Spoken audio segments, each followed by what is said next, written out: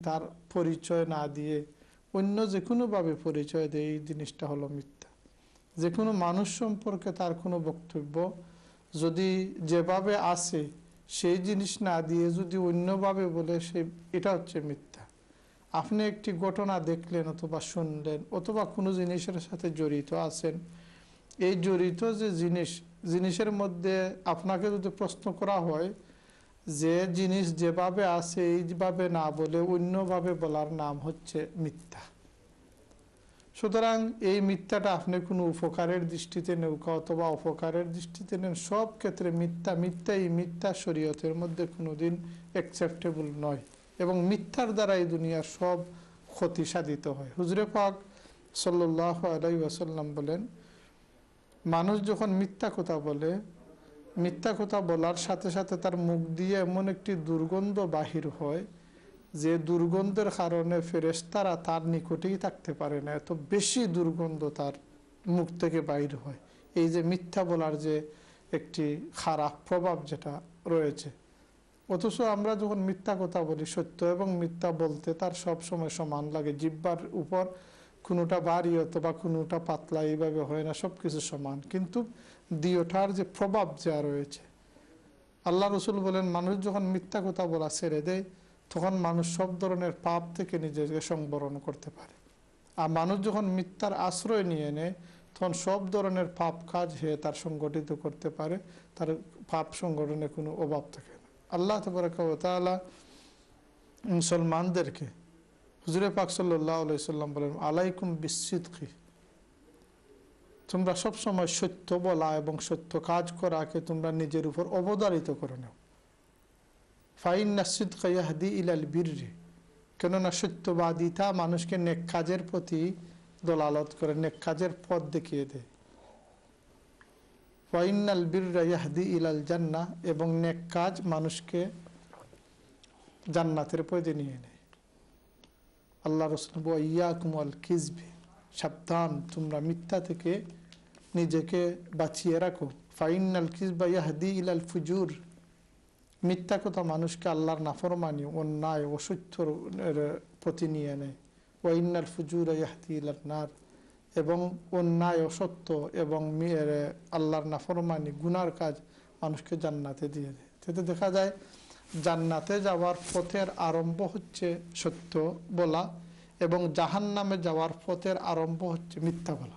সুতরাং একজন মুমিন হিসাবে আল্লাহ তাআলা ওয়াহাদাইনাহুন নাজদাইন, সত্য মিথ্যা ভালো মন্দ সব কিছু আল্লাহ তাআলা যখন আমাদেরকে দেখিয়ে দিলেন, সুতরাং আপনি যখন কথা আরম্ভ করবেন তখন দেখবেন যে আপনি জান্নাতের পথে যাচ্ছেন, নিয়ে জাহান্নামের পথে যাচ্ছেন। তখন দেখা যায় যে আমাদের মুখের যে কথা দিয়ে আমরা জান্নাতের পথ আরম্ভ করি অথবা জাহান্নামের পথ আরম্ভ করি। আমরা যে মুসলমান হয়েছি, মুসলমান হওয়ার প্রথম হচ্ছে আমরা মুখের একটি কথা আল্লাহকে স্বীকার করে বলেছি লা ইলাহা ইল্লাল্লাহ। তখন এই যে কথা লা ইলাহা ইল্লাল্লাহ চরম সত্য একটি কথা, আল্লাহ ছাড়া কোনো মাহবুদ নাই। আল্লাহ সম্পর্কে সবচেয়ে বেশি সত্য কথা হচ্ছে একটি যে লা ইলাহা ইল্লাল্লাহ, আল্লাহ ছাড়া কোনো মাহবুদ নাই। এবং এই কথাটি সাথে সাথে আমাদেরকে জান্নাতের পথে পরিচালিত করতেছে। কোনো মানুষ যদি লা ইলাহা ইল্লাল্লাহকে স্বীকার না করে আল্লাহর সাথে শরীক করে বা যে কোনো এক অন্য কোনো পন্থায় যায়, তাহলে সে সাথে সাথে তার মুখের কথা দিয়ে সে তার জাহান্নামের প্রতি রওয়ানা হয়ে গেল। সুতরাং জীবনের চলার ক্ষেত্রে হোক, আশয় বিষয়ের ক্ষেত্রে হোক, সামাজিক ক্ষেত্রে হোক অথবা ধর্মীয় ক্ষেত্রে হোক, সবসময় আমাদেরকে সত্যের অনুসারী হতে হবে, মিথ্যা থেকে নিজেকে অবশ্যই পরহেজ রাখতে হবে। আলহামদুলিল্লাহ। জি, ধন্যবাদ জনাব। আমরা আপনার কাছ থেকে খুবই সুন্দর আলোচনা শুনছিলাম মিথ্যা বলা সম্পর্কে। ইনশাল্লাহ আপনার কাছে আসবো, আমরা কিছু কলারের সাথে কথা বলে নিই। দেখি আজকে প্রথমে কে রয়েছেন আমাদের সাথে। হ্যালো, আসসালামু আলাইকুম। আসসালামু আলাইকুম। ওয়ালাইকুম সালাম ওয়া রাহমাতুল্লাহ। জি, আমি দুইটা প্রশ্ন করতাম। জি বলেন প্লিজ। জি, আমার প্রথম প্রশ্ন হইল, আমার এক সম্পর্কে খালা লাগবেন, তার হাজবেন্ড মারা গেছেন। তাই ছাইরা খবর জিয়ারত করতে তার জামাই হাজবেন্ডর, তো তাই কিটা খবর জিয়ারত করতে পারবানি, আর তার হাজবেন্ডর লাগি কিলা দোয়া করতা আর কিলা আমল করতা।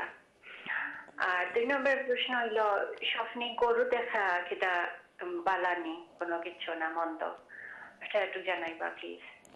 ওকে, ইনশাল্লাহ। অসংখ্য ধন্যবাদ আপনাকে। আপনি আমাদের অনুষ্ঠান দেখতে থাকুন।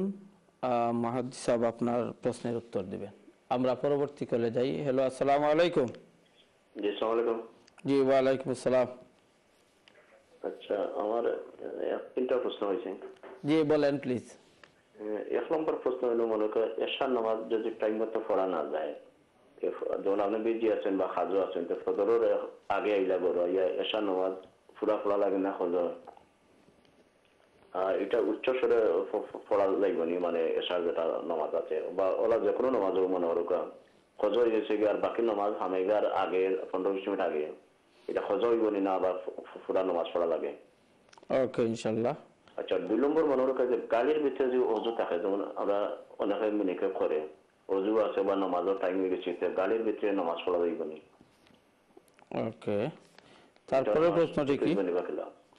আচ্ছা, বাদের প্রশ্ন হল যে মানুষের যেমন কোনো কারণে কোনো রিজনে যে একজনে আরেকজনে পয়সা দিয়ে দেয় একটা খামর, এটা তো একটা ঘুষ হয়, মানে ঘুষ দেওয়াটা যারা আরাম আর খাইছে যে এটা তো আরাম আছে, দুটা সমান নেই। তখন আমরা দেশে অনেক কারণে অনেক রিজনে মানুষে অফিস আদালতে গিয়ে পয়সা দিয়ে তার একটা কাজ আদায় করা লাগে, না দিলে যেমন এই কাজ করতে নাই। তো যে পয়সা দিলে এটা ঘুষ হইল নি বা এটা আরাম নেই বা এটা কি লাগিতা, আর যে খাইছে নিয়ন্ত্রণ এটা বড় অপরাধ দিন, তো ওটার সম্বন্ধে একটু আলোচনা করবো তাফসীর আর কি। ওকে, ইনশাল্লাহ। ওকে, আসসালামু ওয়ালাইকুম আসসালাম। আপনাকে মুবারকবাদ। খুব সুন্দর 3টি প্রশ্ন রেখেছেন। আপনি আমাদের অনুষ্ঠান দেখতে থাকুন, হুজুর আপনার প্রশ্নের উত্তর দিবেন। আমরা পরবর্তী করে যাই। হ্যালো, আসসালামু আলাইকুম।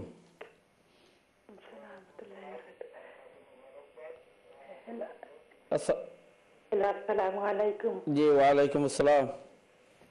জি, আমি এখন জি, আপনি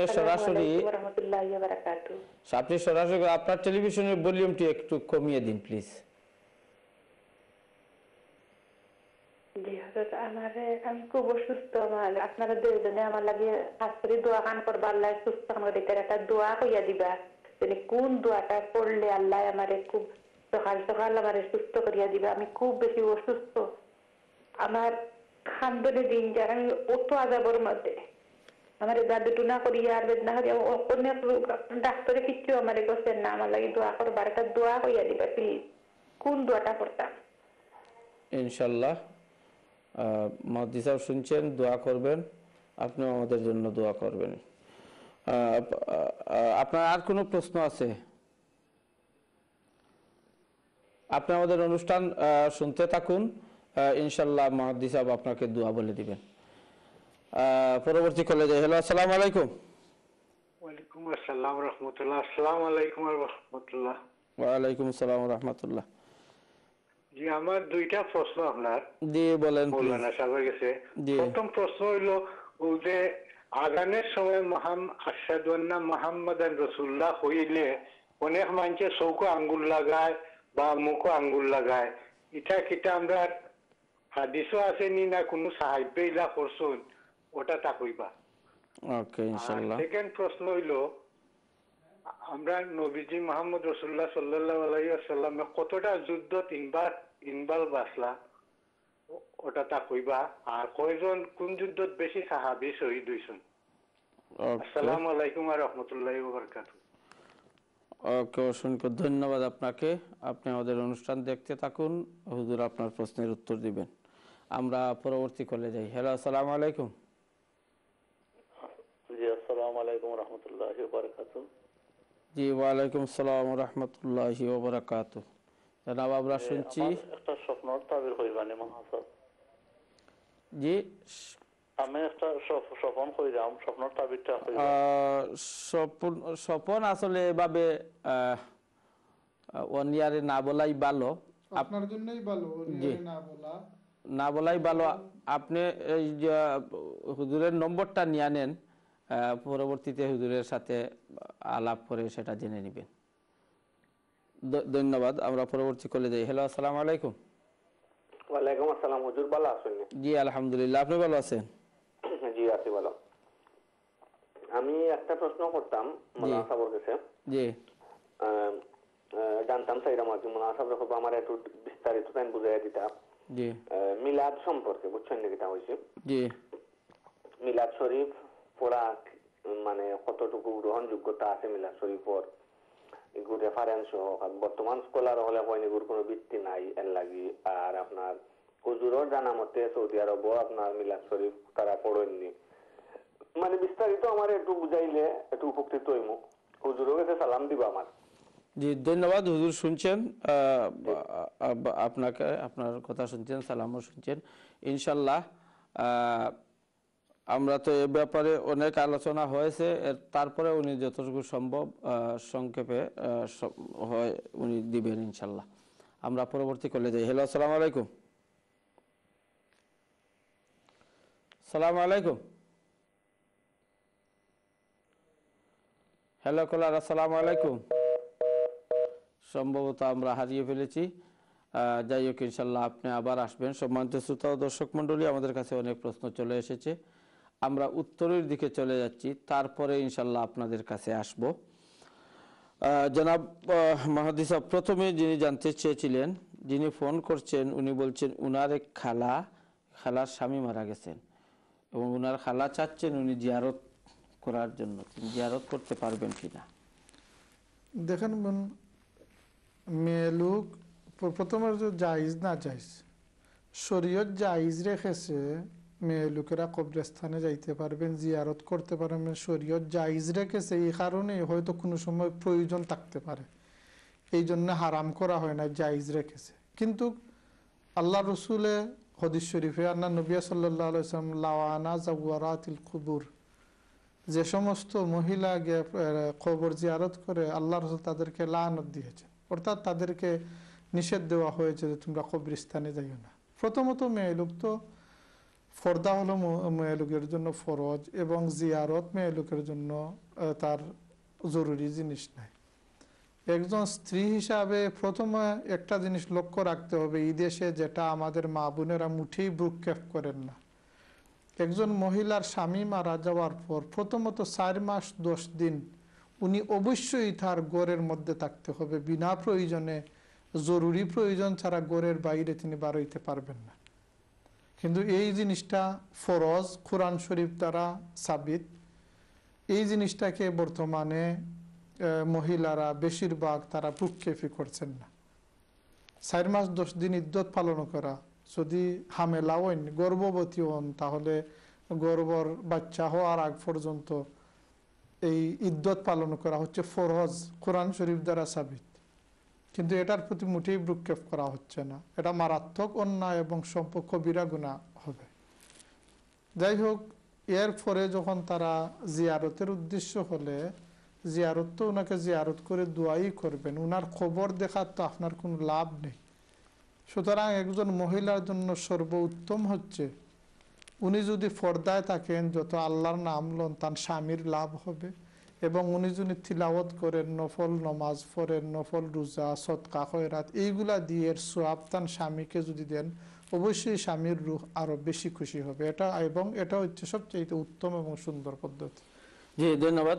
সম্মানিত শ্রোতা ও দর্শক মণ্ডলী, আমাদেরকে বলা হচ্ছে একটি ব্রেকে চলে যাওয়ার। ইনশাল্লাহ ব্রেক থেকে আসার পর আপনাদের প্রশ্নের উত্তর দিবেন এবং আপনাদের কাছ থেকে প্রশ্ন নিব। সেই পর্যন্ত আপনারা আমাদের সাথেই থাকুন। আসসালামু আলাইকুম।